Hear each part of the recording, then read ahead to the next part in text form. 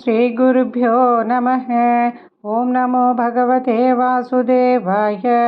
ॐ श्रीकृष्णाय परब्रह्मणे नमः। अथ सप्ताशीतितमं दशकं कुचेलोपाख्यानम्।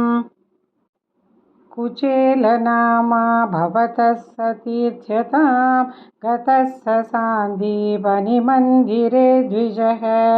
त्वदेकरागेण धनादिनिःस्पृहः दिनानि निन्ये प्रशमी गृहाश्रमे। समानशीलापि तदीयवल्लभा तथैव नोचित्तजयं समेयुषी। कदाचिदूचे बत वृत्तिलब्धये रमापतिः किं न सखा निषेव्यते। इतीरितोऽयं प्रियया क्षुधार्तया जगुप्समानोऽपि धने मदावहे। तदा त्वदालोकनकौतुकाद्ययौ वहन् पटान्ते पृथुकानुपायनम्। गतोऽयमाश्चर्यमयीं भवत्पुरीं गृहेषु शैभ्या भवनं समेयिवान् प्रविश्य वैकुण्ठमिवापनिर्वृतिं तवातिसंभावनया तु किं पुनः। प्रपूजितं तं प्रियया च वीजितं करे गृहीत्वा कथयः पुरा कृतं। यदिन्दनार्थं गुरुदारचोदितैः अपर्तुवर्षं तदमर्षिकानने। त्रपाजुषोऽस्मात् पृथुकं बलादथ प्रगृह्य मुष्टौ सकृदाशिते त्वया। कृतं नन्वियतेति सम्भ्रमात् रमा किलोपेत्य करं रुरोधते।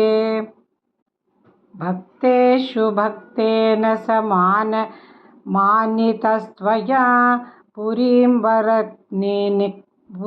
वसन्नेकनिशां महासुखं। बतापरेद्युद्रविणम्बिना ययौ विचित्ररूपस्तव खल्वनुग्रहः।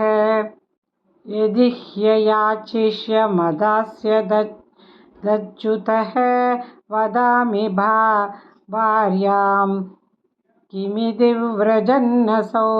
त्वदुक्तिलीलास्मितमग्नधीः पुनः क्रमादपश्यन्मणिदीप्रमालयन्। किं मार्गविभ्रंश इति भ्रमन् क्षणं गृहं प्रविष्टः स ददर्श वल्लभां। सखीपरीतां मणिहेमभूषितां बुबोध च त्वत्करुणां महाद्भुतां। सरत्नशालासु वसन्नपि स्वयं समुन्नमद्भक्तिभरोत्मृतं ययौ। त्वमेव मापूरितभक्तवाञ्छितः मरुत्पुराधीश हरस्व मे गदान्।